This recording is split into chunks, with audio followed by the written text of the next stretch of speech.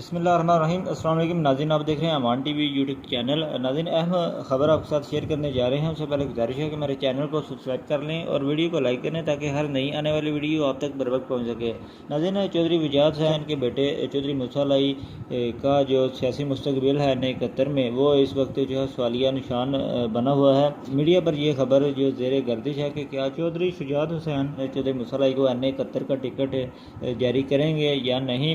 ناظرین، گزشتہ روز چودھری وجاہت حسین اور چودھری موسیٰ لائی ناتھ ہاؤس میں ایک کٹ کرتے ہیں۔ اس موقع پر انہوں نے میڈیا کے سوالات کا جو ہے وہ جواب دیا۔ یہ پوچھے جانے پر کہ موسیٰ لائی آئندہ الیکشن میں نئے قطر سرائے عالمگیر کوٹلہ کا جو حلقہ ہے اسے الیکشن لڑیں گے یا نہیں، تو ان کا کہنا تھا کہ سیاسی محاذوں کی وضاحت جو ہے بہت سی چیزوں کا فیصلہ کرے گی۔ وہ اور ان کے بیٹے موسیٰ لائی اس حلقے کے حامیوں سے رابطے میں ہیں۔